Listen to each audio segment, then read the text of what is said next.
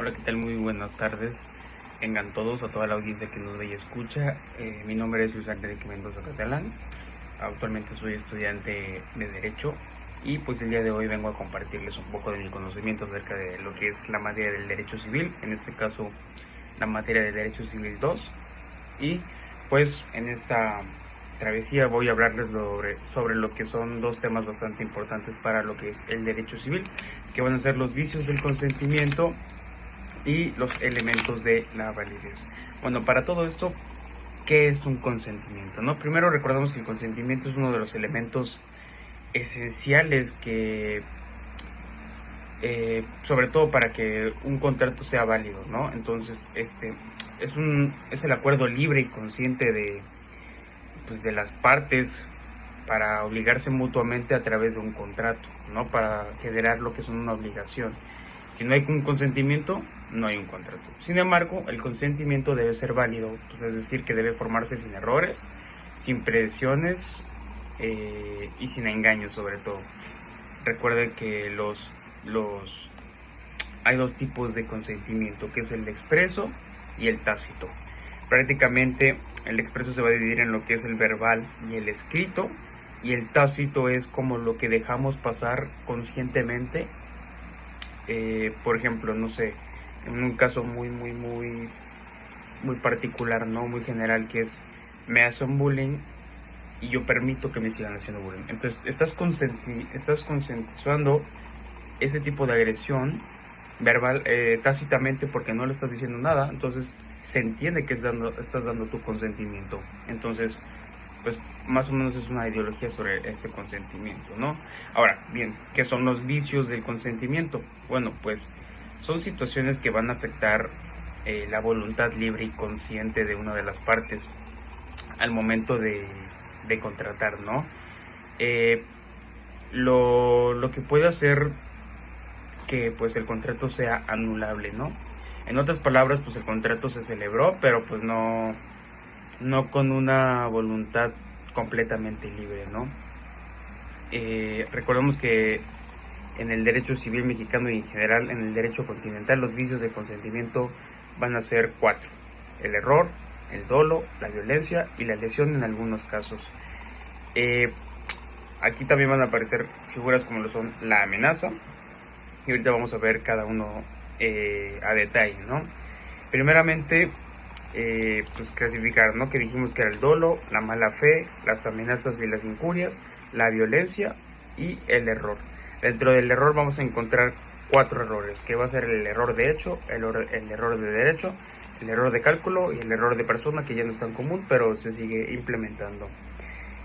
Para esto, los vicios de consentimiento, dolo va a tener toda la voluntad o la intención de cometer aquella conducta.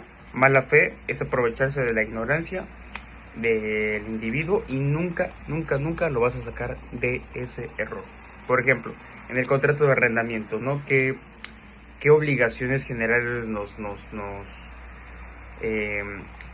yacen? Pues el pago y el cumplir con lo estipulado del contrato, ¿no? Esas van a ser nuestras obligaciones prácticamente, porque recordemos que para todo esto nuestra principal fuente de las obligaciones siempre va a ser el contrato o el convenio, ¿no?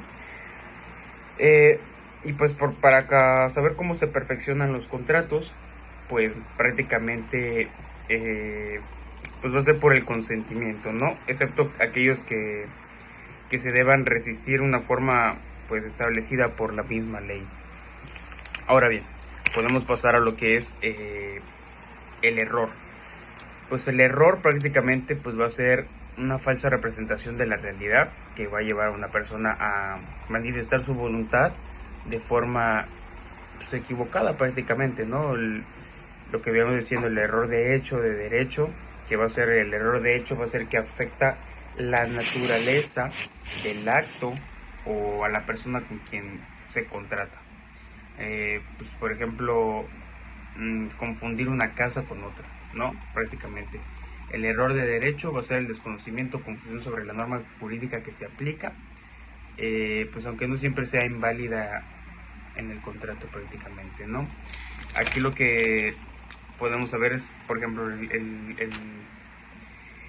error de hecho lo lo congelamos mucho con lo que es la narrativa, ¿no? Y el error de derecho es el error de la fundamentación prácticamente. Eh, el error de cálculo, que es cuando ya pues sí son cosas más matemáticas prácticamente, y el error de persona, pues que no es tan común prácticamente, ¿no? De ahí podemos ir a lo que es ¿cómo se llama? Lo que es el dolo, que pues es un engaño intencional, que tienes toda la voluntad de hacer, de cometer o llevar a cabo esa conducta, ¿no? Recordemos que es una de las partes que para que la otra consienta el contrato. Igual aquí lo que el dolo implica pues va a ser la mala fe, ¿ok? La persona que está mintiendo, manipulando para que el otro firme prácticamente.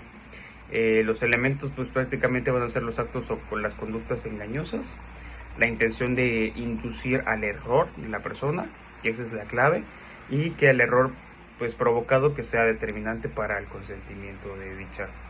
Tenemos el dolo principal y el incidental. Pues prácticamente el principal va a ser si en el contrato no se ha celebrado, pues causa la nulidad relativa, ¿no? O sea, sin ese dolo, el dolo principal sin él, el contrato no se habría celebrado prácticamente. Es una causa nula relativa. Y en el dolo incidental, aunque hubo un engaño, el contrato igual se habría hecho, solo que da lugar a la indemnización prácticamente, ¿no? Por ejemplo, un ejemplo es vender un coche usado, que es el que prácticamente todos los maestros de derecho te dicen. Te vendo un coche usado, ¿no? Diciendo que está como nuevo y te oculto que tuvo un choque grave prácticamente, ¿no? Entonces te voy a inducir a que me lo compres, que te diga, oye, tiene llantas nuevas, le cambié esto, le cambié el otro, la transmisión está buena, el motor está limpio, lo acabamos de lavar, pero yo nunca te dije que tuve un choque, ¿no? Que casi es pérdida total del auto, o que tuve un choque grave prácticamente, y tú tienes desconocimiento de ello y pues puede conllevar a ciertos riesgos posteriores, ¿no? Entonces, nada más por yo la necesidad o la ansiedad de querer vendértelo rápido, pues te autoinduzco, te engaño, te manipulo con la información. La violencia, que va a ser cuando se usa una fuerza física, una amenaza para que pues una persona acepte celebrar un contrato. Esto puede ser violencia física, moral, psicológica. Recordemos que la violencia física va a ser el uso directo de la fuerza, ¿no? Como golpes, encierros, etcétera, etcétera. La violencia moral va a ser las amenazas graves, es lo que les decía, las amenazas se van a meter junto con la violencia.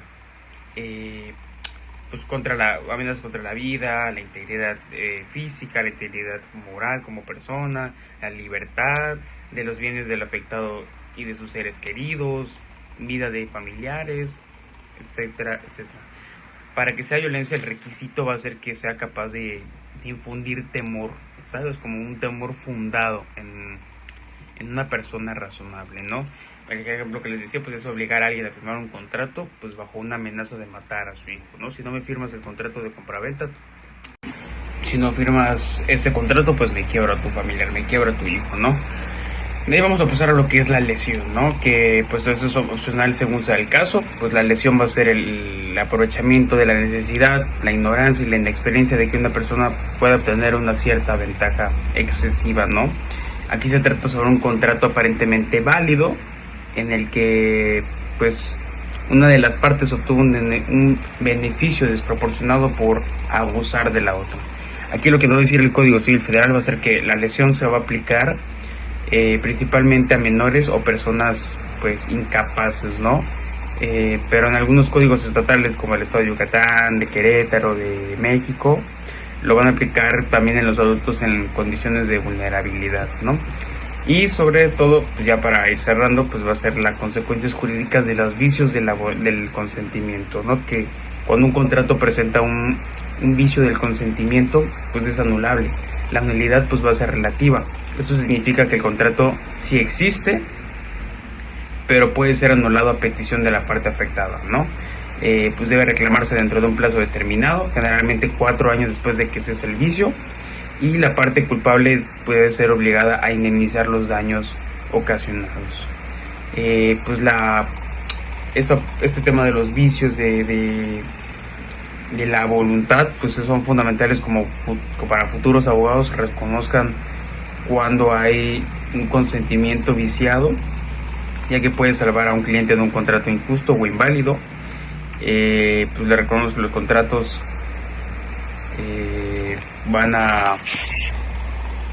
deben ser un producto de la libertad, la buena fe y el consentimiento real de lo que se acuerda. Un contrato viciado no es un verdadero acuerdo prácticamente, no es una trampa disfrazada de una voluntad, ¿no? Y ahora vamos a pasar a lo que va a ser pues los elementos de la validez. Y pues pasamos a lo que van a ser los elementos de validez del acto jurídico, ¿no? Para esto vamos a recordar que un acto jurídico va a ser toda manifestación de la voluntad realizada con toda la intención de producir consecuencias jurídicas, es decir, crear, modificar, transmitir o extinguir derechos y obligaciones, ¿no? El ejemplo va a ser firmar un contrato, hacer un testamento, donar una casa, contraer matrimonio, etcétera, etcétera, etcétera. Para que un acto jurídico sea válido, no basta con que se haya celebrado, sino que debe cumplir con ciertos aspectos y ciertos requisitos legales, y si esto no se cumple, el acto puede ser nulo o anulable. Entonces, el elemento de validez, pues el Código Civil establece 4 elementos válidos del acto jurídico, que son como los filtros por los que debe de pasar para que sea legalmente válido. Y vamos a ver. Los 4 elementos van a ser la capacidad, la ausencia del vicio de la voluntad, la formalidad y la licitud, ¿no? Así que bueno, la ausencia de vicios del consentimiento, ya lo vimos antes, que va a ser el error, el dolo, la violencia y la lesión. El consentimiento debe ser libre y consciente, y si está viciado, el acto puede ser anulable, ¿no? Prácticamente. Y pues aquí vamos a tener que pues la capacidad va a ser son las capacidades, son como estas condiciones o requisitos administrativos que pueden ser como la mayoría de edad, que no estés preso o en condena, o sea, por ejemplo, si tienes un caso de interdicción o por accidente, que estás preso por condena o por un vicio consuetudinario, se suspende. Recordemos que la capacidad va a ser la capacidad de goce y de ejercicio, y pues normalmente la capacidad se pierde con la muerte, ¿no? De ahí nos pasamos a lo que es la ausencia de los vicios de la voluntad. La validez de un contrato jurídico pues requiere de la voluntad o el consentimiento de la persona prácticamente, ¿no?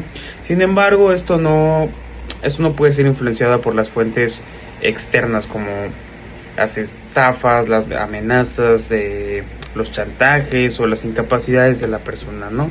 Para que esto sea para que no sea una ausencia de un vicio de la voluntad, tiene que ser llana, lisa, espontánea, ¿no? O sea, tiene que cumplir con esas 3 características para que se lleve a cabo. De ahí pasamos a lo que es la formalidad, y pues requiere de ciertas normas y formalidades prácticamente, pues que nos acrediten que sea legal o no un documento, ¿no? Este va a ser como un contrato, un acta de matrimonio, una donación, un testamento. Entonces, es tal cual la formalidad como lo establece la ley, ¿no? Cumplir con esos requisitos.